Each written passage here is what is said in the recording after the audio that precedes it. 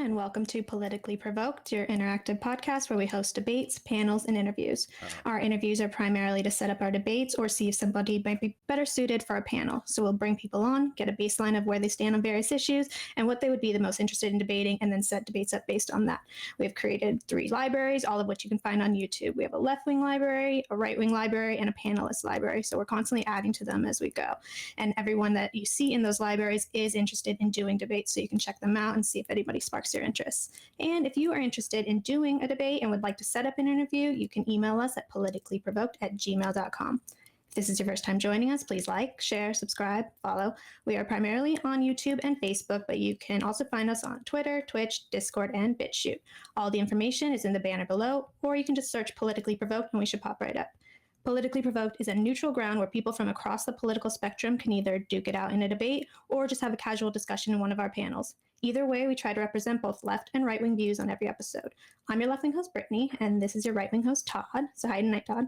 I'm doing great. How you doing, Britt? I'm doing good. Yeah, so tonight is debate night. Our debate was originally scheduled for last night. We moved it to tonight, so we are having a special 2-part back-to-back debate night event. So after this debate is over, we'll be having another one right after. The topic is going to be whether or not the DNC stole the election from Bernie Sanders in both 2016 and 2020. They will not be on the same stream, so if you want to join us for the next debate, make sure to go to our channel and check it out, and it should be in the upcoming live streams. But let's get to our first debate. We got a really exciting one. So the topic is going to be immigration.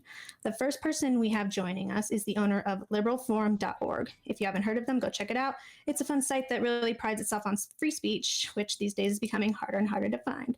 He also debates right-wing positions on behalf of Politically Provoked. We don't necessarily condone or agree with his positions, but feel it's important to have representation of the far right, far left, and everywhere in between. So let's bring on Big Papa Fascist, aka Andrew Wilson.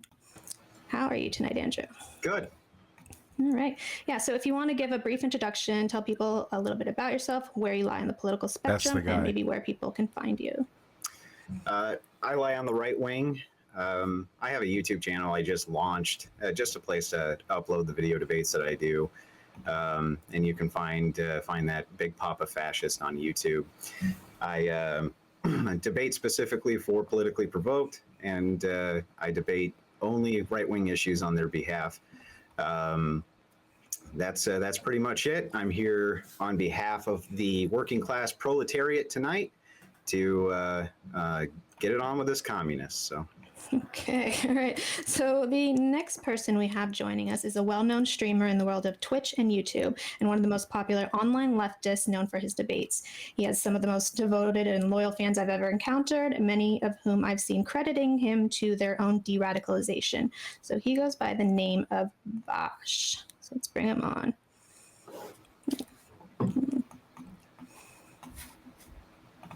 How are you tonight, Vaush? Howdy. You know, comfy in the tank top, nice, cozy, 73 degrees in here? I also get called Big Papa by some people, so already I feel a kinship stronger than I could ever feel along racial lines. Truly, two brothers united. Really excited to see how this plays out. It should be fun, yeah. So if you want to give a brief introduction, tell people a little bit about yourself, where you lie in the political spectrum, and where people can find you. Yeah, I'm a socialist. You can find me pretty much anywhere if you type Vaush into any respective social media search engine.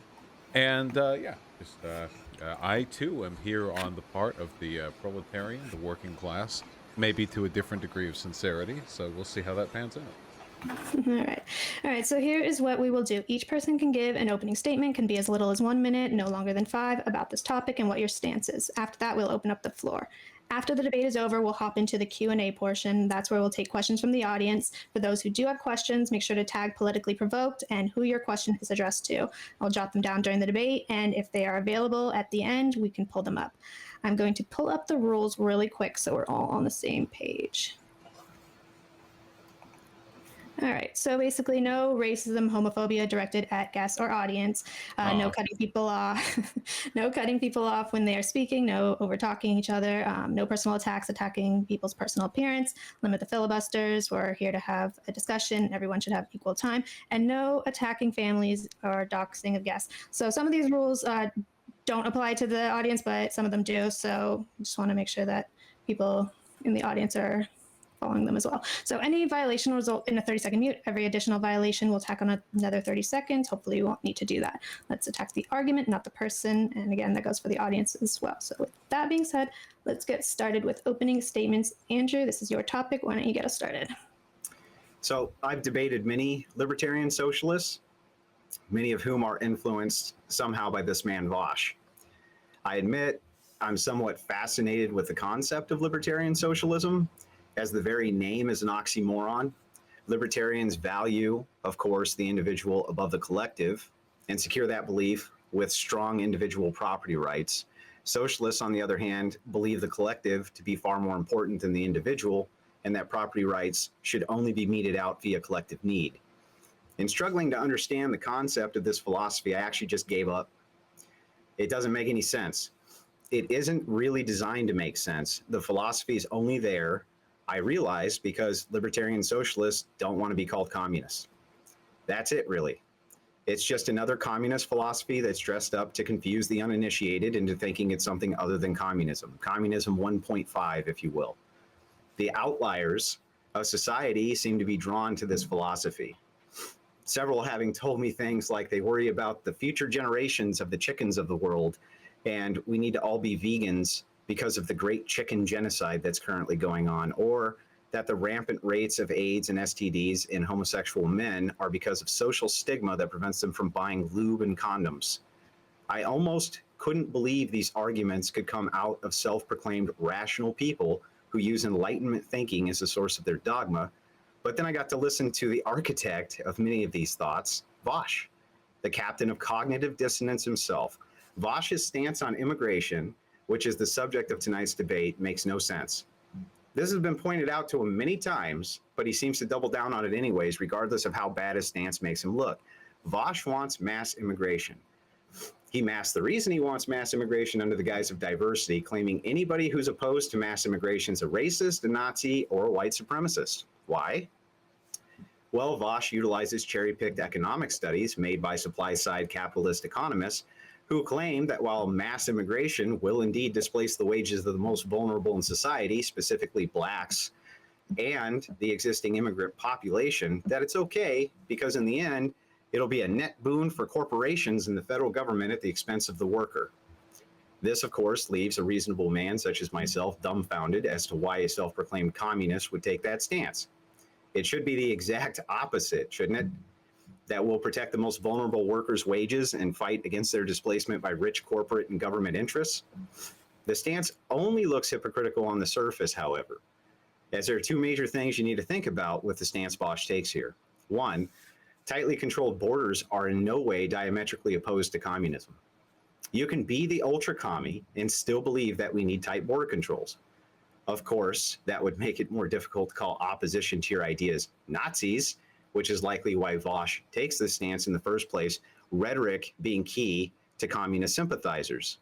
Two, by advocating under the guise of diversity for an open border model and mass migration now, Vaush and his communist backers can bring in millions of unskilled laborers, overwhelming the jobs market. Understanding there's a natural boom and bust cycle in the economy, they can simply wait until we hit a bust and there'll be millions overnight in abject poverty. This will become their new proletariat from which they can convince to overthrow via violent means if necessary the current economic and social system of the United States. In many ways, I'm thankful to Vaush and channels like his, because for years I've argued with progressives that socialism was just step one of a communist takeover of the institutions of the United States, that academia was radicalizing a new generation of communists in order to infiltrate our state institutions, which they have now done. I was told by progressives this was a conspiracy theory, yet here is one right here. And right now, gleefully expressing these very same sentiments to hundreds of thousands of viewers daily, completely vindicating the right-wing view that this has been happening since the 60s. Vaush's view on immigration tonight will make no sense. He'll advocate right-wing think tank beliefs that are pro-crony capitalist at the expense of the labor force he claims to want to protect. This is why his true motivations for mass immigration are obvious. Everything else he says is just a dog whistle for a proletariat revolution by any means necessary. This is why he wants mass immigration, and make no mistake about it. All right. So thank you. So Vaush, you are up. Nice. Okay, I see we have a lot to talk about. So there are a couple of points you made circling the drain before you addressed the key argument of immigration, and I'd like to hit those first. First of all, the term libertarianism was invented by socialists. The origin of the term is rooted in left-wing thought. Libertarianism, in its original form, is ultimately about freedom and autonomy, something Karl Marx was also very concerned with, and therefore lends itself to left-leaning ideas. The idea of libertarianism being capitalist is what is inherently contradictory, because to simultaneously reject power differentials and then vindicate capitalism, an economic system which requires them, is pretty silly. You claim that libertarian socialism is some sort of dog whistle to avoid being called a communist. I am a communist. I have never met a libertarian socialist who didn't also subscribe to some sort of communist set of thinking. There's some feedback noise coming from one microphone. Does anyone know where that's coming from? Okay, there you go. Just .com. So that's well and settled. My opponent, Andrew, here listed off a couple of arguments that I'm not entirely sure he heard or remembered or understood fully, and then attributed them to me. Something about chicken genocide and the AIDS crisis. I can't really speak to or debunk half-formed arguments. I'm not really sure what to say about that. But with regards to immigration, the case is extraordinarily simple. So we can speak purely in economics, and then I'll spread out to more of a social and cultural analysis. Economically, immigration is good for a country. It's really, really simple. It just is. As long as you have a market economy, labor is a resource, and the addition of more people to your country who can work bolsters the labor market and therefore makes your economy stronger. Data has shown this to be the case. Now, this isn't some ideologically slanted neoliberal supply-side data. This is just a factual analysis of the extent to which an increase in the supply of labor benefits an economy. This isn't just an America thing. It happened in the Soviet Union back in the 1960s and 70s too. This is every country. You just want more people working. That works. And what's more, even though we have a horribly inequitable economic system right now at this moment, it remains the fact that the vast majority of American workers benefit from immigrants. Time and time again, we've done these studies. Does an influx of immigration lead to lower wages? And the answer across the board, with one exception, is no. The only exception to that are people who fall within the income category of those who have not graduated high school. Now, the majority of American workers have graduated high school. There are some who haven't. But I argue this. If there are inequities to be found with regards to our immigration system and the way in which its proceeds are divided amongst this country, what's new? That's the case for everything in our economy. Every innovation, every industry, every tax policy, all of it contributes to an inequitable distribution of wealth, not just immigration. So the solution to that problem is the same as it is for all other like problems, to ensure that we have policies which allow for the redistribution of wealth from the wealthy to those who need it more. This is not different or unique with immigration. The reason why you take issue with immigration isn't because it uniquely affects the working class. You probably, I'm just guessing here from Big Papa Fascist, the name, you probably don't care much about brown people or brown people coming in, so that's why you target it specifically. Otherwise, if your issue is, hey, this economic policy disproportionately benefits the wealthy, you'd be targeting every economic policy. So why the obsession with immigration? To create a narrative of fear. That's exactly what you did right there. This conspiracy of since the 1960s of communists bringing immigrants in to form the basis of a proletarian revolution. You inspire fear in the people who listen to you. And that's why this scares you so much. It's because it's an easy narrative that allows you to galvanize your beliefs. In reality, immigration really isn't scary. It's a natural component of any and all civic policies that exist. It benefits our country. This isn't even to speak of the social or cultural benefits, considering how much immigrants have done for America culturally. I grew up in LA, I benefited from that quite a bit. So, it seems like a slam dunk. Economically, socially, culturally, immigration benefits Americans. It does. And in the scant instances where there is inequitable distribution to the point that it hurts people, we can fix that in other ways. In much more effective ways, without damaging the rest of the economy. So, first to the name. The reason I call myself Big Papa Fascist is because that's what I'm labeled by progressives as being a fascist. Has nothing to do with my actual political beliefs. That's one. Two, as we're discussing immigration, I'm not taking issue that immigrants are a boon to the economy, depending on the sector that you're bringing them in for. I'm talking about unfettered immigration into the United States, especially with weak border policies, which you seem to advocate. One of the big things that I want to go over is the impact of illegal immigration on the wages and employment of Black people. We can clearly see from the briefing before the United States Commission on Civil Rights, this was in 2008, and you have current 2020 data. This from the economic impact of illegal immigration in the United States. This is from the Butchell College of Arts and Sciences.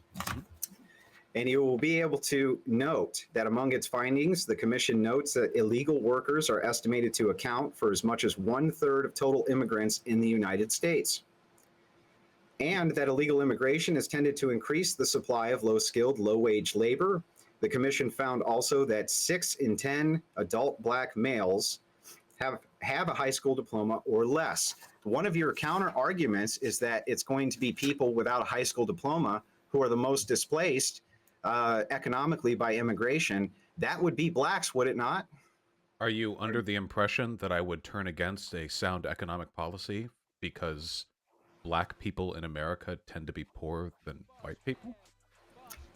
Well, no. Why don't we use redistributive policies to fix that? What I'm talking about is displacement, economic displacement for the poorest among us.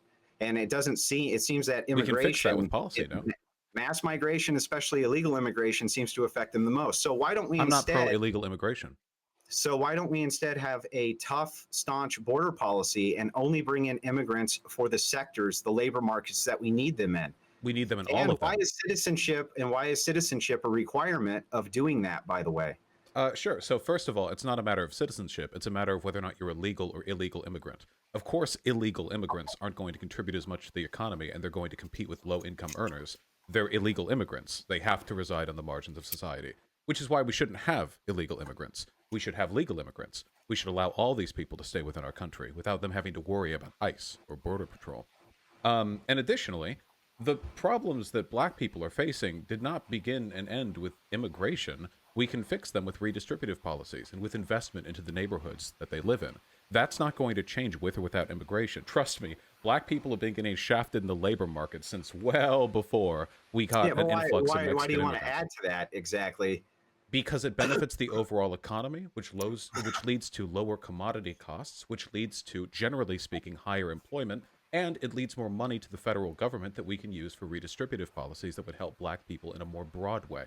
See, if you bring immigrants, I'll put it this way. We'll gamify it. Say you allow illegal immigrants in, okay? Like a lot of them. And Black people take -5 points. They take 5 points of econ damage, all right? But because of the additional tax revenue that you get and other economic benefits from those illegal immigrants, the government now has 10 econ points that they have the ability to spend on Black people's issues. In reality, it's not just Black people who benefit from this. Everybody does.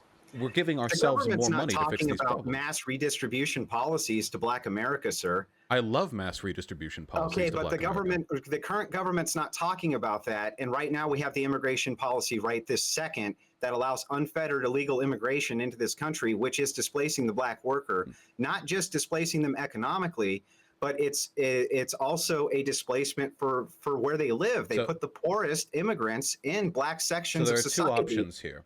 We could get rid of immigration, as you advocate for, harm our economy, harm our general reproductive rate and domestic growth. I didn't advocate to get rid of immigration, You could substantially reduce it, which would harm the economy, lead to increased commodity prices for people regardless of their income. This would be an incredibly difficult policy to pull off. We would have to spend hundreds of billions at the border to maintain that kind of cohesive network. It would be expensive, draining, and for what? So we have fewer poor people in our neighborhoods? Or we could continue immigration, allow our country to grow stronger, grow bigger, more money to play around with, and then we invest a fraction of that money in fixing some of the institutional issues, which is, by the way, something we're going to have to do anyway. We can't move forward as a country until we deal with this reparations issue. But immigration gives us the money to deal with it. But one more time, nobody right now is looking at redistributive policies for that. Biden is currently trying to push $3 trillion. You're talking about the megala rich getting megala richer from immigration. You're not talking about the common worker getting take their rich money. from No, immigration. the common worker does. It's only the lowest sector of income earners that No, don't benefit no, it's from not. immigration. And Do you want to study? there are many studies on this I from know, I've read them. Heritage, from the Center of Immigration Studies. The most comprehensive immigration studies that have been done have been from these think tanks on illegal immigration. Not only does illegal immigration cost us billions, let me finish and then I'll let you, sir. Not only does illegal immigration cost us billions and billions of dollars from the most comprehensive studies that we can find, but also it displaces the common worker in a big way. So what I'm advocating for is, if you're going to have an immigration policy, why don't you do a sectored immigration policy where you bring in immigrants based on the sector that we need them in? We need them in every sector. We don't need them in, well, we need immigration in every sector to a degree, but some you need more immigration than in others. So illegal immigration, you're talking about massively importing. Again, I don't advocate for illegal immigration. They should all be given the ability to come here legally. Second of all, the person who's generally most negative on illegal immigration, the Borjas studies, indicate that while illegal immigrants may constitute a fiscal drain to the United States government, they actually represent an economic benefit. Because even though they're not paying as much in taxes, and even though they tend to drain services a little bit more proportionally, they still contribute economically due to their addition to the labor force. So even the most negative researchers with regards to illegal immigration find that it's more or less a wash. Now, keep in mind, if we want to get rid of that neutral, that wash, that no benefit, no loss situation, we'd have to spend billions at the border. Or we could just let them come in as legal immigrants. We get all the positives. We don't get the negatives. They come on in, they work, they give us money, we give them money. It's a great system. But they cost us billions now in remittances, and they cost our healthcare system and our system in general billions of dollars now. And yet now. Immigrants still contribute to our economy. And nobody's saying that immigration doesn't contribute to the economy. Illegal immigration. What I'm saying is that if you're looking at illegal immigration, that is pumping in massive quantities of unskilled labor, and the unskilled labor market only needs so many. That's why you end up with this issue where Black America is massively displaced, because they're essentially at that point the labor market is massively increased for unskilled workers. And yet our unemployment, it's not a good idea. And yet our unemployment was lower than it ever has been just 2 years ago. And that was thanks to an anti-immigrant president. No, we still had tens of millions of immigrants in this country. There was a slight decrease in the amount of immigration that we were seeing from the border since the Bush years, but the idea that our record low unemployment was a product of fewer immigrants coming in is unfounded, and I have not seen any data to indicate that. In reality, it's common sense, actually. Well, because I don't make my arguments based on common sense. Okay, so the reality is in this case, because if you're talking about the labor market with unskilled workers, if there's less unskilled workers, clearly corporations are going to have to compete for labor. Thus, you're going to have more employment and more wages, man. Except, I mean, the data really just doesn't indicate that point. Of course it indicates that point. No, wait, it absolutely doesn't. So immigration itself, not illegal immigration, but immigration in general, is just a net benefit. Illegal immigration is a wash. They may cost the government more, but the money they contribute to the economy means that non-illegal immigrants pay more in taxes. So that means that eventually it ends up washing back to the government in the end. At the end of the day, this is just, we're talking about a non-issue here. The issue here is caused by our policies that prevent these illegal immigrants from being enfranchised fully. We need to get everyone a path to citizenship. We need to make it easier to come into this country, because once we're talking strictly legal immigrants, we're talking a flat benefit for this country. I mean, just empirically, in every sense, with the exception of, again, a marginal fraction of our worker base. I'm talking maybe 5% of the American worker base or less. And we can fix that problem with redistributive policies that we wanted to implement anyway. Why not increase taxes? You can have legal immigration now. Nobody's arguing against having legal immigration now. But for some reason, you keep conflating illegal immigration with legal immigration and saying that the solution to illegal immigration is just make them all legal, give them amnesty. Then it becomes legal immigration. This is also, by the way, the cause of the border surge that's going on right now with mass migration from the border is because they know that the Biden policy is a countdown policy.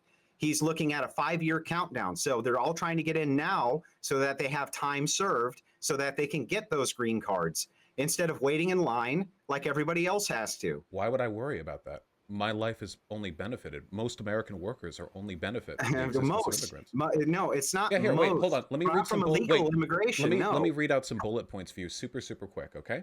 So Okay. this is from the National Bureau of Economic Research. The study contends that previous analyses on the relationship between immigration and wages falsely assumed perfect labor substitutability between immigrants and native workers. However, research has shown the average American wage rises due to immigration, both in the short and long term. The only native demographic, so native as in people who aren't immigrants, whose wages drop are high school dropouts who suffer a decrease in wages of approximately, get this, 2% in the short term, which drops to 1.1% over time. So when was that study done? This study was done, hold on, let me pull, I was reading from notes. This study was done in 2006, well after the immigration flux from the southern border. So I have much more modern studies that have the most comprehensive data on this to date, Well, show them. which would include the Heritage Foundation. This would include FAIR. This would include CIS. And Yeah, nothing has really changed much. Interestingly enough, in the Center for Immigration Studies, on the cost of IRCA amnesty after 10 years, and this is from 1997, and we can compare the data directly with modern studies from Heritage. If you have the studies, could you link them? I'd like to take a look at them. I can't link them. I don't have access to the chat. So, gotcha. What is the name of the paper? You can find this. You can find these studies. This one's by Sandra Clark, The Cost of Amnesty to the American Taxpayer. Cost of amnesty. And here's what you can find as far as a summary from 1997 from the Center on Immigration Studies. As far as job displacement, about 1.66 million legalized workers, 70% of them unskilled, displaced an average of 187,000 citizens and settled immigrant workers from jobs each year. Cost of public assistance to those displaced totaled $9.9 billion for the decade. That was 1997, and they had already had amnesty. Recent. Hold on, I'm reading the bullet points. Finish, and then I'll give it back. They had already had amnesty, okay? And so they were able to study it comprehensively to see what the cost-gain analysis was. Now, your current studies from Heritage and your current studies from FAIR all support this exact same data from 1997 on the cost-gain analysis. Okay, when you're talking about amnesty. So I can very safely say that the research you're pointing me to right now is nonsense. I can demonstrate it too, really quickly. So this is, I don't even have to read. I would love to see the methodology of this study, but this is the most ludicrous assertion that I've seen in my life. So it says right here, if amnesty is enacted, the average adult unlawful immigrant would receive about $600,000 more in government benefits over his lifetime than he would pay in taxes. The lifetime fiscal deficit of amnesty, benefits minus taxes, would be $6.3 trillion, and that's a conservative estimate. So this is incorrect for reasons that I'm happy to explain. Even poor Americans, I mean poorly educated, not super economically productive Americans, are ultimately a net benefit to our country. This is in spite of the fact that for the first 18 years of an American's life, they do nothing but drain. Before a person is old enough to work and pay taxes, all they do is drain from their society because they take the cost of investment in healthcare and what have you. Whereas immigrants, when they come to this country, overwhelmingly so, especially illegal immigrants, we're talking about people for whom the investment of early upbringing was done in another country. The idea that providing amnesty to these people and allowing them to benefit from American federal benefits the way any other worker would lead to an overall drain, considering the fact that these are a very highly employed demographic, is ridiculous. There's no mathematical I'm sorry, but that's not a refutation to actual data, sir. Wait, I need to see the methodology then, because this is a ludicrous conclusion. I mean, this it's a reads ludicrous like conclusion because you can't refute it. Got it. No, wait, hold on. Wait, first of all, it's impossible to refute without seeing the methodology, which I doubt you've seen, and I doubt you have a degree necessary to actually interpret it, which I do, by the way. And second of all, I just explained to you why the math for this doesn't work. Do you want me to explain it again? Your explanation's not a refutation. So one more time. What is a refutation if not an explanation? You have a degree in sociology. When we have a big problem with sociological studies, sometimes up to the term of 60% not being able to be replicated in a replication crisis does not make you qualified to refute the actual empirical data here. Wait, what would you need to refute the data? actual data that refutes What it. data? Because I'm looking at the analysis here. Where's the actual data? Have you seen their math? What do you mean? Have I seen their math? This is what the data says. Wait, hold on. Have you You seen? want me to go through and calculate Wait, no. all So their wait, math? it's okay. So Yes or you no? can cite a study Wait, from 2008. So I hold can on. give you modern studies So that correlate with the 97 studies, and you want me to give First you of all, 97 is before 2006. I said the modern ones correlate with them. So, second of all, it's interesting that you would say I haven't refuted the data when you haven't seen the math yourself. You're just trusting the highlights from the report. That's And still third not of all, you refuting the data. So a refutation is what you do when you explain why a thing doesn't work. That's the definition of a refutation. Yeah, but you usually have a refutation with some type of data behind it. It's impossible in a live debate format I for me take to issue with the math here because I don't know what it is exactly. Wait, hold on. Wait, first of all, you don't know what it is. And second of all, wait, how so you're saying the only way that I could take issue with the conclusions of a study would be for me to counter-produce a study live.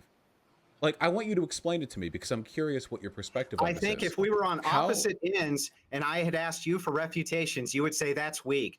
Well, I'm showing you what all the economists have to say. You can and imagine so that if here you I am want. giving you study after study after study which correlate with 1997 data, and you're saying I can only refute this. I can only refute this if I can do a detailed analysis on the mathematics. The link to their study is a 404. Wait, hold on. We can leave that. The link to their study is a 404. The only thing that's here are the highlights. The actual study is gone. I'm sorry, I can't accept this data. The Heritage Foundation report that you said keeps no, being... it's not.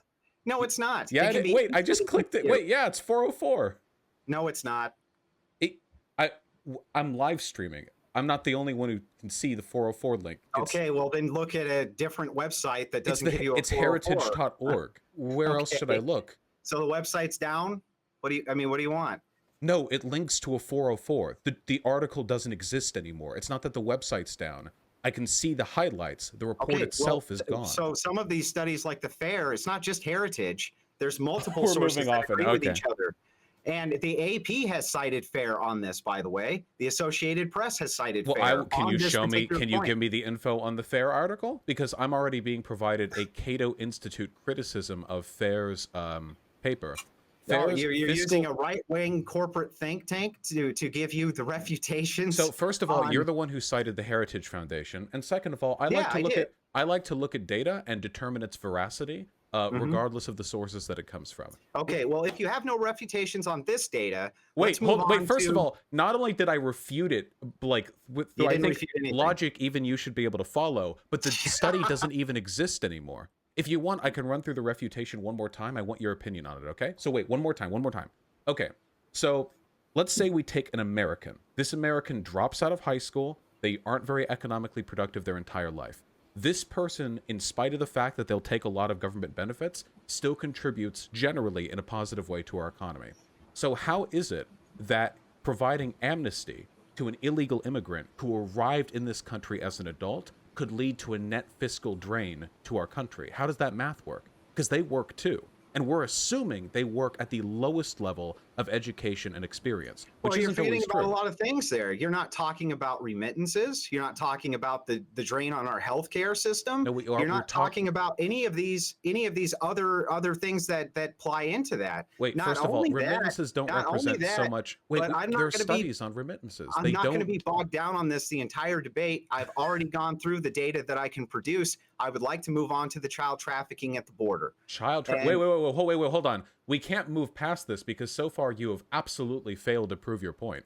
I want to see that other study. And that's fine that's your opinion, but I think my point was well made, and I don't think that you have any empirical data to refute it at all, and haven't provided any except I have a 404 Do you want to respond to the study that I provided? I can give you a link to it. I provided multiple sources for it, not just the Heritage. I'm just saying they're all in agreement with what they were saying back in 1997. Do you want to take a look at my source? Here, I'll provide it right here. Wages. See? Now that aside, wait, right, do you want... again, I'm not going to be bogged down the entire debate. So I'm not trying to bog you down. It just seems like you weren't actually willing to learn or engage with the subject. You just had a couple of studies you haven't even read yourself, and you just sort of threw them out there, but I've given you a study right there. I think that the math in it is very, very strong. I've gone over it myself. And when was the study done? It was, first of all, you linked me a 1997 paper. Second of all, Yeah, it's from I did, 2000. but- First of all, 2006, which is when this paper is from, is after the influx of illegal immigration from our southern border. So that's taking into account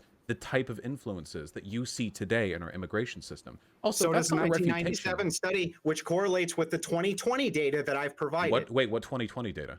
The 2020 data from FAIR, the 2020 data from Heritage, Can the you link 2020 it or data from provide me any SIS. info? Is it going to be another 404 link that doesn't show anything and provides No, a conclusion? it's not going to. I don't know. This is what I It'll mean. be You a don't know either. You haven't actually 404 read link these. on yours.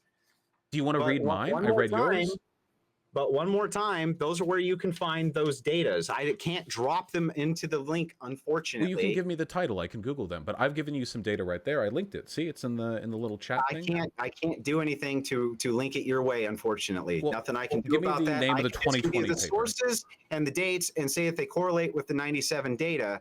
And again, we can leave the point, and I would like to move on to the trafficking at the southern border, the human trafficking, if you wouldn't mind at least getting into that with me. The FAIR data. I'm looking at a criticism of the FAIR data right now. Yeah, so and that's fine. Studies will always have criticisms on their methodology, but that is the most current data and the most current years that we have available to us. Wouldn't the From most these current various data... from these various institutions that have studied this. Left-wing institutions tend not to study it. Only right-wing Wouldn't the institutions most tend to current study it data be the comprehensively. refutation of the study, not the study itself, since you generally can't criticize something until after the thing you're criticizing exists? I'm sorry, what?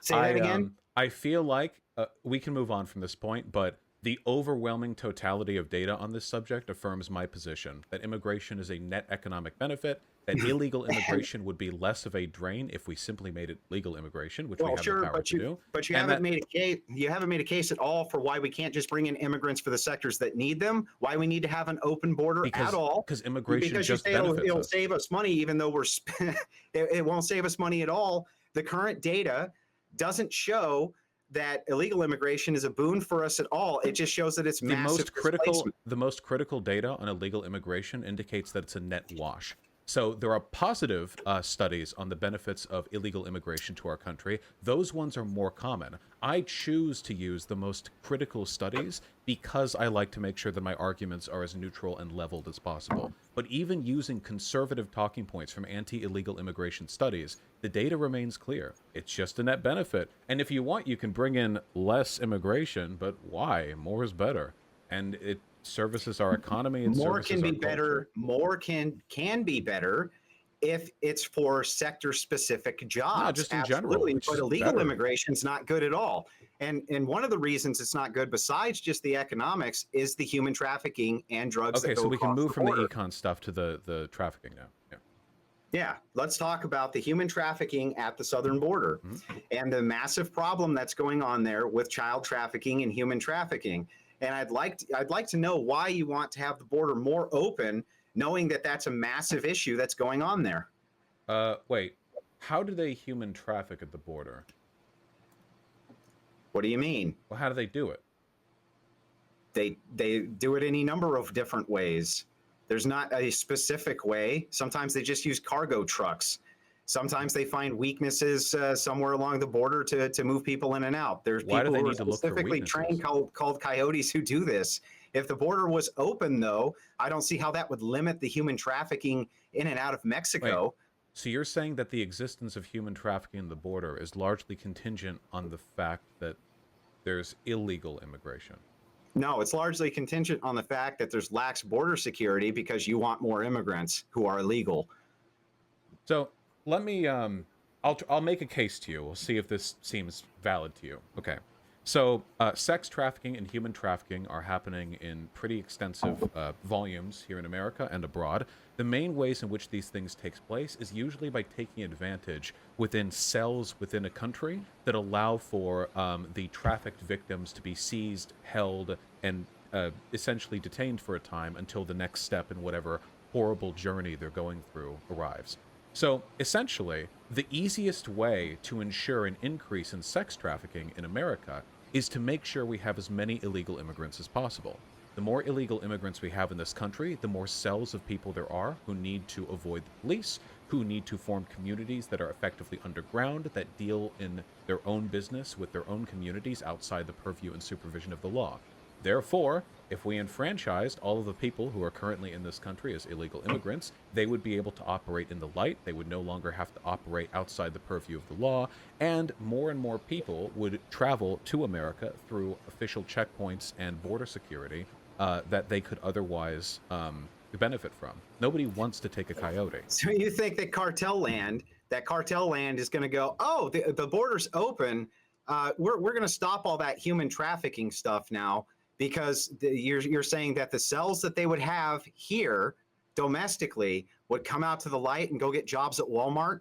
Why would the cartel, how would the cartel be able to find companionship and work within our borders if they couldn't rely on the existence of tens of millions of illegal immigrants who have essentially no choice but to do their bidding because they can't go to the police, and they know if they ever ratted on the cartel, there would be no legal recourse? Why? How would that change with an open border? They still have families in Mexico. There we're still not could be a talking about gun to their open head. border. We're talking about enfranchising and giving amnesty to the illegal immigrants in this country. Okay, so you give them amnesty. I still don't see how you made a case how with amnesty that's going to stop cartel world from putting a gun to a family member's head in Mexico, except to make it easier for them to travel between the borders, man. Because now they can come to America, and if they have a legal recourse that they would like to take advantage of, they can go to the police without threat of deportation. You do realize the cartel's #1 effective weapon in keeping cells of compliant immigrants within our country is the fact that they can't go to the police, right? That is the easiest way to make sure that you have people willing to do your bidding, because you know they can't roll on you, because they'll get deported if they go to the police. So if they won't they're get going to deported, suddenly start going to the police when there's a gun at their family member's head in Mexico. How is that going to be helpful to them exactly? It's the beginning of a longer process where over time the cartel has less influence in this country. See, human trafficking is happening all over the world. It's not like a binary issue that we can switch on and off by opening or closing the border. That's like a child's way of looking at this. What we can do is create systems of legality within our country that reduce the extent to which human trafficking takes place. And one of the best ways we can do it is by making sure everybody in this country can go to the police if they need to.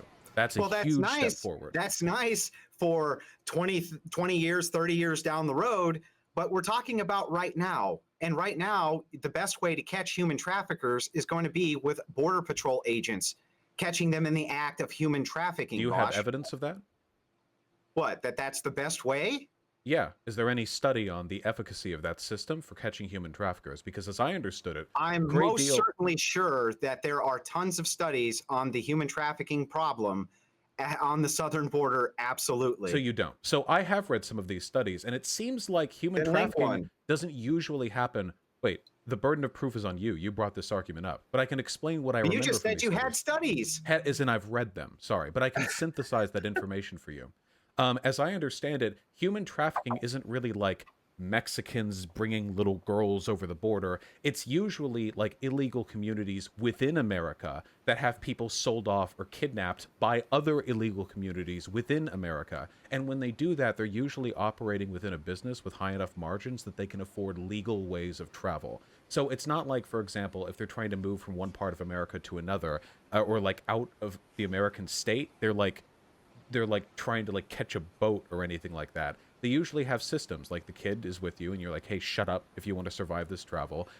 The whole process is really complicated and multi-layered. The best way to address it is to make sure that everybody can go to the police. I think that's the easiest stage. It's the reason why a lot of crime happens amongst sex workers, like prostitutes, because they know even if they get robbed, beaten, raped, if a friend gets murdered, if they go to the police, they're in hot shit too, and the DA will probably push charges on them for being a sex worker. You put everything above the law, you put everything nice and legal, everyone can go to the police. That's a huge step forward. So you want to combat human trafficking by giving victims the chance to go to the police. Cartel land, who is holding these people's families hostages. Okay, they're literally holding them hostage. This is not by how telling the people, well, if you come to America and you're legalized, you can go to police. How is that going to help their family members? Exactly. Wait, hold on. First of all, do you I think don't all even human I don't trafficking? understand the argument at all. Do you think The all? the Wait, I'll best way, explain it. Do you clearly think the all best way human logically. trafficking is the cartel just holding a gun to a family's head for like Yes, years? all the time. All the time. It's Are you it kidding? usually has. That's one of the primary methods that they use to get people to do their dirty work Wait, is to threaten their families in Mexico. why would This they? is common knowledge. Why would they get sex trafficked victims from Mexico and subject themselves to the risk of traveling across the southern border when there are tens of millions of undocumented immigrants in America who you could seize with equal to less difficulty because they're separated from their families and you know they couldn't go to the police in America, whereas in Mexico, at least in some parts, they could? What do you mean? What are you talking about? Okay, I'll say so. Why would the cartel and the human trafficking that goes on in this country be about let's take a little girl from Mexico and then sneak them across the border north and then question mark, rather than just taking kids from the available pool of illegal immigrants in America? There are undocumented kids in America that the cartel knows the existence of, in all likelihood, because they keep tracks on people who they help move up through the border because of coyotes. So wouldn't it be easier for them to just take people from America? Like, why are they bringing people up from Sure, Mexico? I'm sure that it would, but that doesn't make a case for why we need more illegal immigration. Well, if we so, well, I know again, the laugh does not make you seem any more confident in your argument. So the reason why families turn to cartels to get into America is because you can't legally get into America. If America just let anyone in legally, families in Mexico would no longer have to go, oh my God, we need a better life for our families. We have to rely on the cartel. They would just come up here. Fewer people would come to America under the influence of the cartel. And because of amnesty, the people in America who are already under that influence, all of a sudden, they can talk to the police. The cartel makes all of its money on the illegality of a thing. The cartel, yeah. So we need to make it legal. Don't you think that legalizing drugs? But if you make illegal exactly. immigration legal, the child sex trafficking is still going to be illegal. Okay, Wait, hold on. You just opened up the border to allow more of it. The reason why they can get away with that is because there are communities in America that can't go to the police. If they can go to the police, nonsense. That is nonsense. Wait, then why is there a higher rate of of crime in and against sex workers? Like much higher. Why does that happen then? Because they're in sex work. And that's really it. Your so chances what about of being sex assaulted work? As a sex worker are higher because you're selling sex, man. And so you're going to make yourself more available to a predator. Clearly. Wait, contractors come to my house. I've had like lady electricians come to my place. Why sex workers? Why do they get because hurt they're more? selling sex. Okay, so again, what about them being sex workers leads to them receiving more violence? You're trying to say it's because it's illegal, but that's not it. No, because they can't go to the police. They don't have a system. If they call the police after being assaulted, I bet you anything that even in places where prostitution is totally legalized, like in Nevada, you still are going to see higher rates of sex workers being assaulted just because they're sex workers, but lower than in areas where it's illegal, significantly lower. It turns out that once you have the ability to call the cops if you've been assaulted, the likelihood of you being assaulted goes way down. Nobody's holding their families at gunpoint, Vaush. So the reason why Johns, usually in places where prostitution is illegal, the reason why they're okay with assaulting sex workers is because they know the sex worker can't go to the police. Their only threat is from a pimp. But their pimp is more concerned with the money than they are the health of the sex worker, meaning that as long as the guy pays out or smooth talks his way past whatever bouncer gets sent to his house next, they're not going to be arrested. So let me get this right. Let me just make sure I got this straight.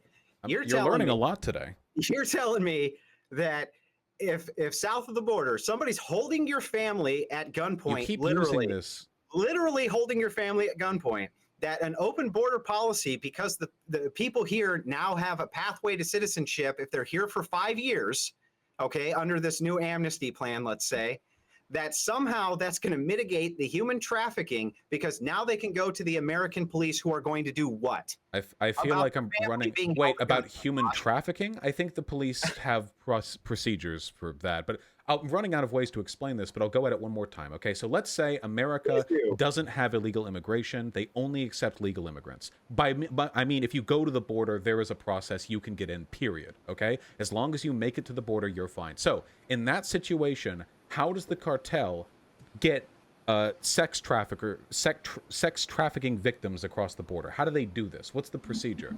Why would a family have a gun at their head? They find holes in the border, which is vastly long, and bring them across by any number of different means. So wait, and they have, smuggle and the one? cartel has they added an additional benefit of having a corrupt government on their side that's bribed. They can put pressure on the families of migrants, whether they're legal or illegal, to do this type of trafficking. Migrants. So you're saying the cartel kidnaps somebody? That is to have strong border security. So wait, man, I'm trying obviously. again. So you're saying the cartel kidnaps a person and then takes them up to our southern border?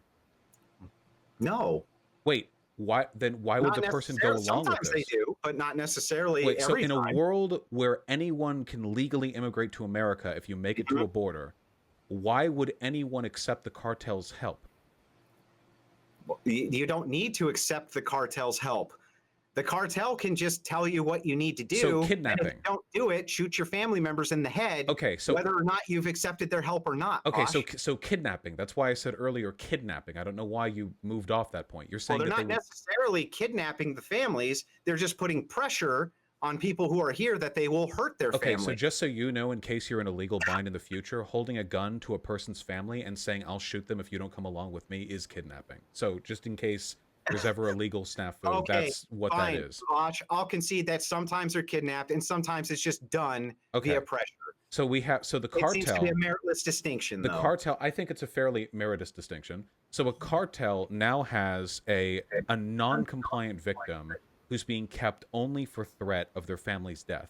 They're smuggled across the border, which is not an easy process under any circumstances. And then they arrive in America to find that now that there are no longer pockets of illegal immigrants here in America, the range of places they could conceivably store or transport a victim has reduced significantly. You see?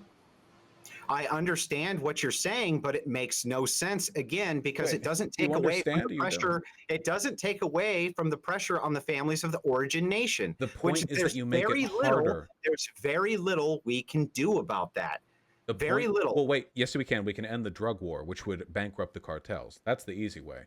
But with regards to, that's not just my opinion. That's why they're moving into human trafficking, man. They just find new ways to make money. Wait, no, hold on. The drug trafficking produces far more money than human trafficking does for the cartels, and we absolutely Which is why they're moving towards the human trafficking part. Okay, wait. I feel like your understanding of this issue is like you watched a couple of movies, like you watched Taken, and you're running off of that. So the last thing I'm going to say here, because I feel like this is common knowledge. I feel like we've run through. Taken. Common knowledge isn't it? Wait, does common knowledge serious issue here, man? Does common knowledge mean everyone else saw that movie too? I expect you to know this. No, common knowledge means that many border whistleblowers have spoken at length about cartel pressures in the homeland of Mexican immigrants and how they put massive pressure on them. And that is the way that we're not disagreeing with that. The smuggling that they want to do. We're trying to find systemic ways to make it harder to engage in human trafficking. And one of the ways you can do that is by A, making it so that Mexicans no longer feel they need to rely on the cartel to travel to the border, which we could do by enfranchising immigrants. B, reducing the communities of criminality in America by giving amnesty to illegal immigrants within this country, which would, again, make it way harder to illegally traffic anybody, because now all these people can go to the police and have jobs. And C, it also means that one of the most common threats you'll hear used against trafficking victims goes away. You know what those traffickers tell their victims? If you go to the police, they're going to deport you and your family. That's a very common one. So you take away that one, because the cartel, powerful as it is not omniscient. The cartel doesn't gun down dozens of illegal families in America every single day. They largely rely on they gun their families down in Mexico every single day. We're not talking about eliminating it 100%. We're talking about taking steps to reduce it. So with amnesty and with Strong border illegals' policy abilities, would be a good I'm step almost towards reducing I'm it. almost done. And with the ability for victims and their families to go to the police, we make human trafficking harder on every single level. And that's going to work way the hell better than this long-standing and doomed effort that you're trying to propose to police a 2,500-mile contiguous border so well that the cartel, with all their billions in knowledge, could not find a way around, which is But they're not ridiculous. omniscient. You just said they're They're not not omniscient. They're just not stupid. Patrolling a 2,500-mile border is incredibly difficult, no matter how many hundreds of billions you put towards it. So no, So your is method. Your legalizing. So method is legalizing millions of immigrants on the tax-paid dollar. Wait, on the tax-paid we would make dole. money from doing that, and that would actually be super easy. You just have to pass a law. So anyway, So ridiculous. So if you want to deal with human trafficking, you can either adopt a failed approach that will also lead to a damaged economy, or you can adopt a humane approach that functions better and boosts our economy. I know which one I would take. I think we both got what we needed to say out of the way on that. So the one last thing that I'd like to move on before the debate is over, if that's okay with you, is I'd like you to set a number. What's the number you'd like to see on immigrants coming in before we end up with an overwhelmed job system in the United States? Do you think it's just a never-ending amount, or how many do you think? Well, China has like 1.4 billion people in it, right? Yeah, but we're not China, and they operate heavily on peasant wages and peasant labor. So not looking to have everybody in the United States make low wages, because there's a billion of them. But the evidence shows that immigration increases wages. So actually, if we keep letting people immigrate in, it doesn't show it increases wages. It shows that it'll increase GDP. Do you want to see my it'll data? It'll make the pie bigger. No, but that doesn't mean the slices of the pie get bigger. I said and wages. in China, they're certainly not bigger slices. It increases wages because when immigrants come in, they tend not to be as skilled and they tend not to speak English as often, which means that they form jobs, which means new businesses need to be formed, and managerial roles usually go to native inhabitants of the country. So yes, the wages of native workers rise, the GDP rises, and wages rise. Everyone benefits. So if I say wages don't correlate with. Andrew, let him finish what he's going to say. I'm sorry, we can go over the data if you'd like later. They do, but yeah, we're talking about, let's say, 1 billion immigrants. America's a big, wide country. I'm sure we can find room for all of them. It'll be a nice powerhouse economically, a lot of culture in here. So is Mexico. Mexico's a nice big country. You're talking about 40 million people in California, 128 million in Mexico. Yeah. Okay. And Mexico's 5 times the size of California. Is Mexico So why don't you want America? immigrants to go into Mexico to boost their economy? Wait, because I live in America. I want my economy boosted. I'm very selfish. I want my economy to be big.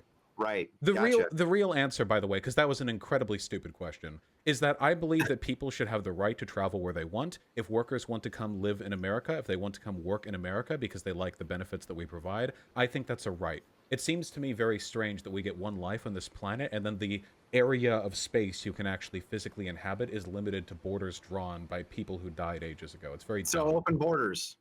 Of course, I'm a communist. Yeah, of course. Gotcha. Open borders. You do, by the way, need open borders to be. How many? You want 1.5 billion immigrants? Well, it would depend on how much our country could hold without there starting to be that's what I'm asking issues. you. I'm asking you what we should put the cap on, since you've studied all the data.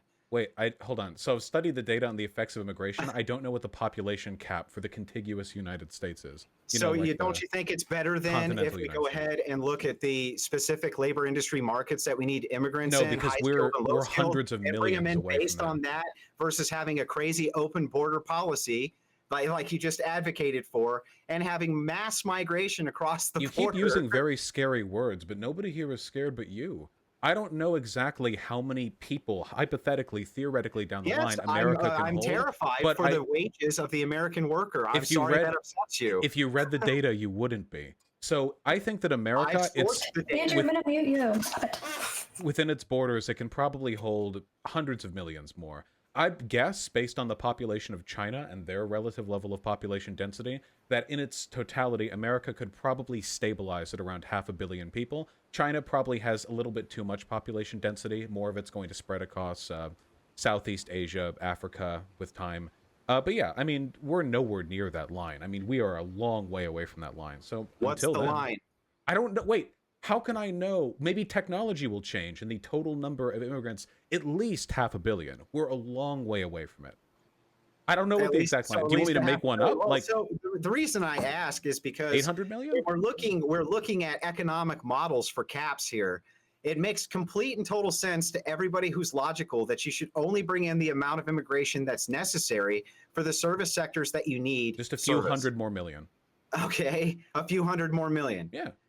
Okay, so what? 500 million? I don't. This is an odd obsession with finding a. Have you heard of what is it called? The continuum fallacy. I don't know where the head ends and the neck begins. All I know is that right now our country can do for quite a bit more. So maybe in the future, in the future, solar flares destroy our atmosphere and we dig into the ground, and every country can inhabit 1 billion more people. I don't know. So your argument boils down to you want the whole world to immigrate to the U.S.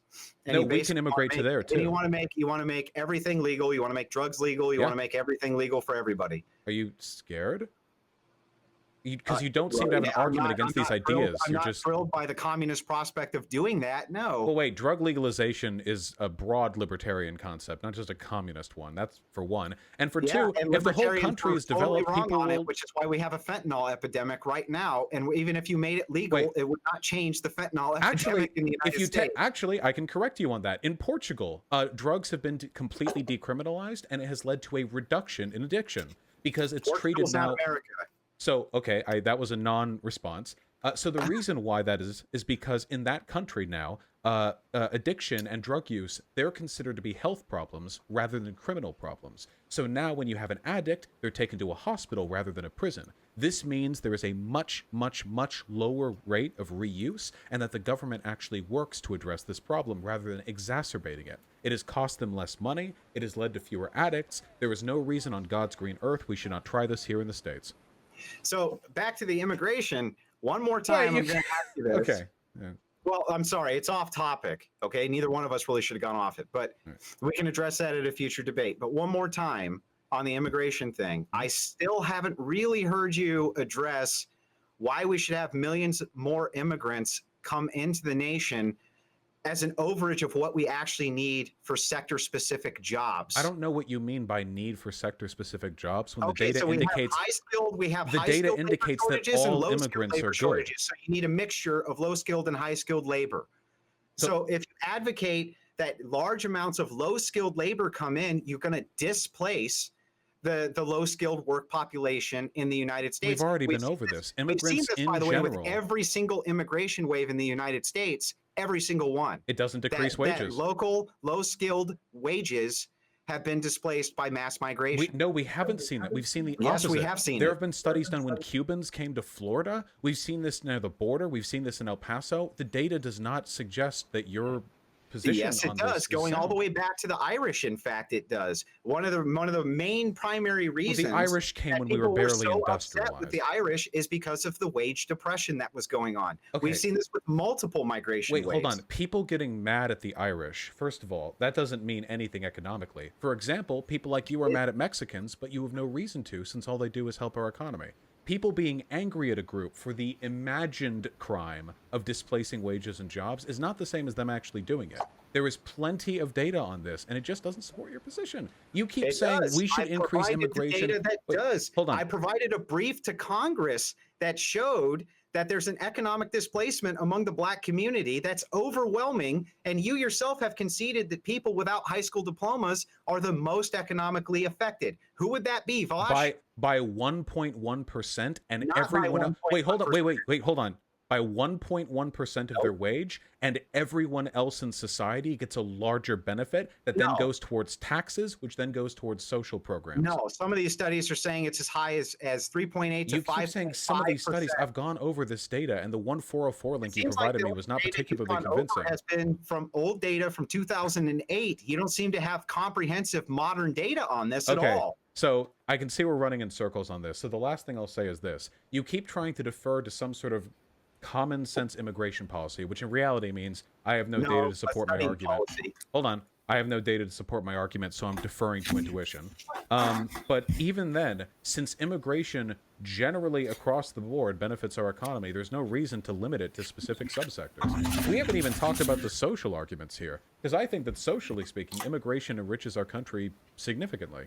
But I mean, just economically, like this is just a slam dunk. We should all be in favor of immigration. It's not a slam dunk. You haven't made a case for it being a slam dunk. I've provided multiple studies. We've talked about the human trafficking. You've had no refutation here except to say, well, it's going to grow the GDP. Can you define even a though refutation? The slice is going to get smaller for everybody. That's still a good thing. And then you source China as having 1 billion people, and we all know that they operate on peasant wages. Okay, It's an insane argument. I want to say one more thing. So this is the reason why I knew this argument would be kind of a waste of time. I don't actually know if you're intelligent enough to understand the arguments that I'm making. So first of all, I cited wages, not GDP. I don't think I've actually said GDP once over the entirety of this argument. Second of all, you cite China's population as being an evidence of a poor argument. No, on my you part did. because their You country, cited it. Hold on. Because you're suggesting that the fact that their country is poor means that their population density is in some way related. You realize areas with a higher population density, generally speaking, have a higher GDP per capita, right? This is an inverse correlation. But you realize that economic disparity is going to come with higher immigration influx, right? So maybe to you, at the end of the day, the problem is I say a thing and then your response indicates you didn't understand what I said, which is why I feel like we've kind of gone in circles. I understand what you're saying. You're just wrong. You're just not correct. All right, so we're gonna start to close this down and get to some of the Q&A. Sure. So I don't know if you guys want to do. I'd love to do this on the cultural impacts too. We just didn't have time. I would like to thank Vaush for coming on and having a good faith debate with me, though. I do appreciate that. All right, so I'll get you immigration pilled one of these days, okay? I think we'll do the closings after we get to these questions. So from Jazar to Andrew, you referenced mass immigration a few times. What would you consider normal amount of immigration? What I would consider a normal amount of immigration and what makes the most amount of sense is to look at the sectored economy and take a look at the job openings or the current job shortfalls that you have. And then you can determine whether you want high skill workers or low skill workers to come in to take up those shortfalls. That would be what I would consider a normal amount of immigration. And it would be a much wiser policy than this open border advocacy nonsense. Okay, from Caleb, does Andrew think that you want to let Vaush respond to that question? Well, it was directed at you, but if he wants to respond to it, he can. Well, mass immigration is a fear-mongering term. In reality, there's no such thing. There's just immigration. We have immigration waves from time to time, but mass immigration is just I mean, they might as well be saying spooky immigration. It's just designed to get the voters riled up. There's no actual term or definition or meaning to the turn of phrase. Okay. So from Caleb, does Andrew think that legalizing drugs won't seriously impact the wealth and reach of the cartels? It will, but they move on to other methodologies for money, okay? And human trafficking is one of those methodologies.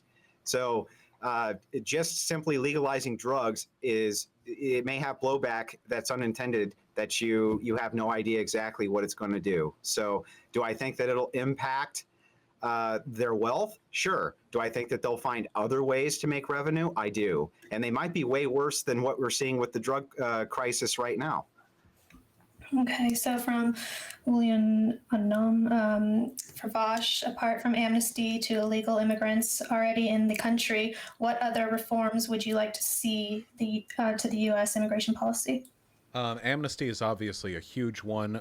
As for immediate matters of concern, I think that we need border facilities built to handle influx of asylum processors, immigrants, and unaccompanied children. These facilities should be well regulated, close to major population centers. These facilities should be like, you stay here for a couple of days while the government figures out the situation. Right now, our system for that process is pretty screwed. And it's very unethical. Like Biden recently denying lawyers the ability to go inside some of those border facilities. Disgusting.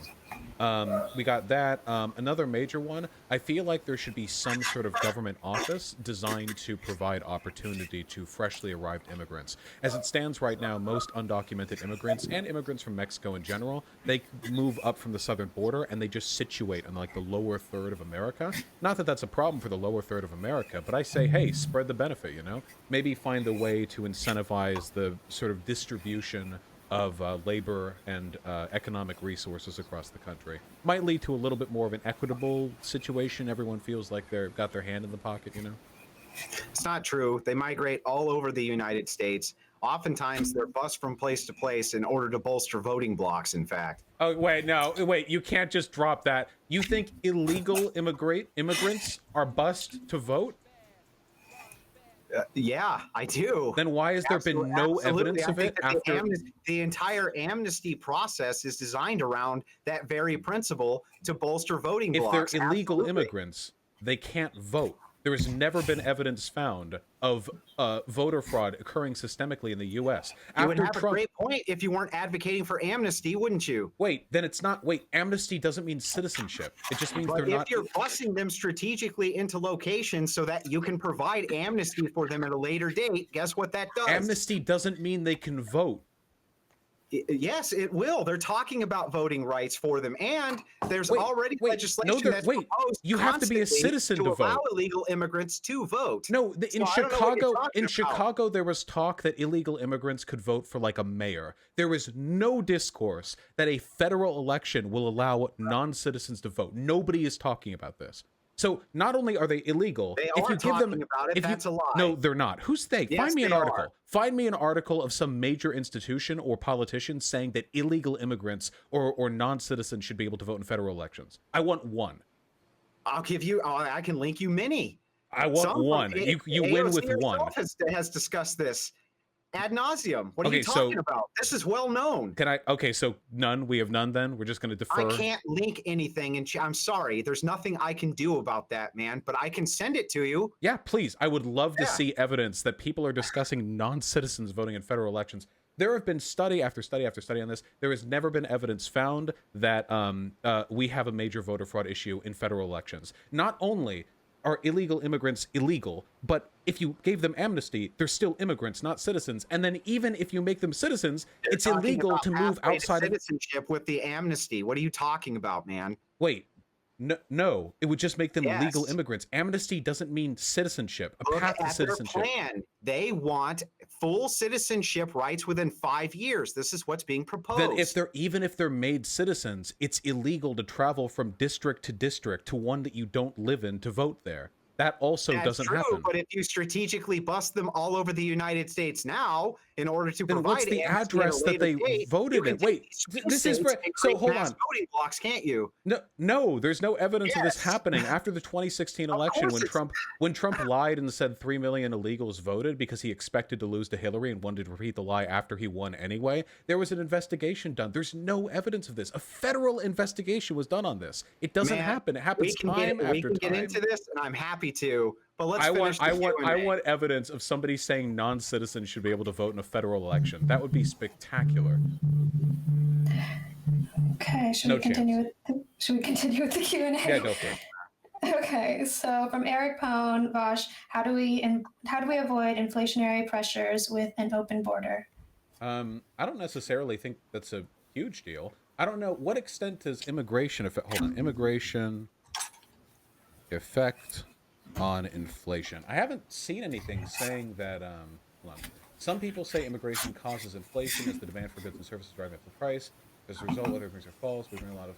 Okay, so they're saying that an influx just in like low income, low skill workers might increase inflation. That could conceivably be an issue. No kidding. The good thing is that right now we're at historically low inflation levels. I mean, seriously, we're at like what 1.7. The Fed has been working its ass off keeping those inflation levels low. So I'd say even if that does end up being like a broader cause, it could probably do for a couple points up if we felt that the immigration was worth more to us economically, which it seems to be as far as we can tell. If we end up having larger issues with this down the line, then obviously we should adjust our policy to compensate.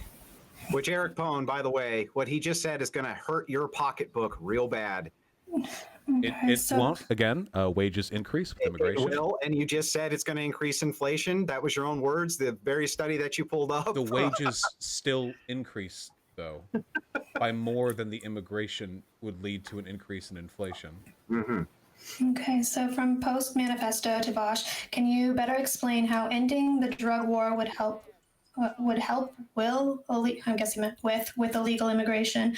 I don't think you elaborated fully. Not illegal immigration, but the cartels. Cartels make their money because they grow or peddle drugs up through our southern border, or via boat or plane if they can, and then they sell it here for exorbitant prices. If drugs are made legal in America, that means that it can... The same thing happened to weed, by the way, in California, where all of a sudden you're no longer getting your weed from like the local dealer who gets theirs from a local, dispensary, which may or may not be cartel affiliated. Nowadays, you just get everything from a dispensary, which is more corporate and arguably more expensive. But on the plus side, that income is now taxed, and the cartel doesn't make money off of it. You do this with heroin, cocaine, so on and so forth, and the cartel runs out of its major source of income. Okay, so from based homeschool mom to Vaush, wouldn't mass immigration from the whole world just increase the wealth of the corrupt elite and cause more exploitation of the lower classes? In a capitalist economy, which is what we tragically live under, literally everything that is good for the economy of our country will be especially good for the wealthy elite. That's not just immigration, that's everything. All good fiscal policy will disproportionately affect the elite. Now, immigration benefits almost everyone. Again, there's only a very small subset of workers that have their wages decreased, even then by a marginal amount, but you can then use the additional tax revenue to distribute that wealth. If you have a problem with inequality, that is not an immigration problem, that is a domestic tax problem. If you have an issue with the wealthy holding all the control in society, pulling all the strings, that's not something you're going to fix with immigration policy. That's only something that you can fix by properly taxing and redistributing wealth. People who make this an immigration issue are being selective about it because they have some other issue with immigration. It's not the inequality of fiscal distribution, because that happens with all economic policy. It's something specific about immigration they don't like. You can say whatever it is, but it's true. Okay, so from Western Artifact, Vaush, if wealth can be created by immigrants, why reject great man theory of trickle-down economics? If immigrants create wealth that helps the country, why don't the wealthy? I'm not entirely sure what you mean. Wealthy people can also produce economic value, but that doesn't mean they don't take more... Wait, hold on. Okay, wait, hold on. I need to respond to this a little more comprehensively. First of all, great man theory has nothing to do with this. Great man theory is just a socio-political lens of analysis, which lends significant credence to the individual genius of people. That has nothing to do with what we're talking about. Trickle-down economics has been proven false. It does not work. When I'm talking about immigration boosting our economy, I'm talking about the opposite, trickle-up economics. The mass growth of our labor market leads to more money being generated and a higher velocity of wealth, which leads to the country being enriched. I'm talking about the opposite of trickle-down economics. It turns out, when you give $5 to an illegal immigrant, that shit makes its way around the block a dozen times, makes everyone richer. You give it to a bank or a wealthy person, and it sits in the Cayman Islands for the rest of that person's life. Never contributes to the economy, no velocity to that money. Wealthy people don't spend the money they're given. They save it. Poor people spend it. You want to make a country rich, you make the poor rich. Okay, so from Crazy Monk 27 to Andrew, why argue for less immigration and not higher wages overall, which has not moved alongside inflation for the past 6 decades? Well, the two are intertwined. You end up with, when you're talking about mass migration, especially, what you end up with is workforce displacement, which lowers wages. This is why I was bringing up all the studies that have to do with Black Americans having their wages consistently lowered by having this mass migration. So you will find that I do want wages to be higher. The best way that wages can be higher is if you have corporations competing over workers, instead of having tons and tons of workers oversaturate the marketplace, which then corporations aren't competing, then workers are competing for the corporation. That's what they want you to believe, of course. In reality, wage hikes in America are determined by unionization. Every time, though, they try to break up the unions. They say, hey, if you really want higher wages, keep those brown people out of work. But it never does. Yeah, way to contradict yourself. Wow. What? That unions boost wages? Is that a contradiction? Okay, so we'll take a couple more questions and then we can close this down. From Charlie GMC to Andrew, do you think Ian Alden's number rate of immigration is preferable, desirable? Who's Ian Alden? What's the Eden Alden number rate exactly? Okay. Oh, I know that one. It's pretty high level. Well, you stuff. pulled it up. I I'll bring it up later in the next convo. All right. So for Andrew, how does Andrew respond? Another one with this. Did you guys talk about Alden? I just completely blacked out for it. Okay. Dilemma when we discuss immigration. I don't know. I'm gonna go to the next one. Okay. So Vaush, I was just over on your site. You literally have comments going faster. Okay, that's not a question. Okay, I think we are pretty much all caught up. So I guess we can shut this down. Thank you guys both for coming on. If you guys want to do any closing statements before we shut it down. No, I just like to again thank Vaush for coming in good faith and having a spirited debate. Yeah, likewise. I always appreciate the conversations. Also, just I don't know. It feels like this is the game we play like all the. We've been doing it for hundreds of years. You know, you tell poor people, "Hey, why are you poor?" And then the pig winks and he says, "Ha! Well, it's because of the recently freed slaves. It's because of the Irish. It's because of the Italians. It's because of the so on and so on and so on." And then, I mean, we fight this game over and over. But the only thing that's ever really led to substantive proportional wage increases in this country. Fair tax policies and unionization. That does it. Every time, that does it. And Mass you can see that migration's not charted. going to help with unionization. Actually, unions are more likely to form in diverse neighborhoods. It turns out that like all white neighborhoods or neighborhoods exclusively occupied by native residents are generally easier to buy into the type of propaganda that you peddle, and they think that like they just need to work hard and like yeah, and they're like away from the immigrants and how they can work. But actually, in inner city areas, unionization is more discussed more frequently. So. Well, yeah, because cronyism like to siphon off money from the union workers, not because the unions are actually good for the workers. The math shows unions are good for the workers. I noticed how you just jumped points there, by the way. You were like, ha, well, maybe you'd have more unions if it weren't for immigrants. And then I proved that wrong. And you were like, ha, well, you didn't prove anything. Don't work you just anyway. made a declarative statement. That's not proof. I mean, I can, next time we talk, I'll bring more data. But yeah, it seems like diverse neighborhoods want unions more. All right. Okay. Have a good one, guys.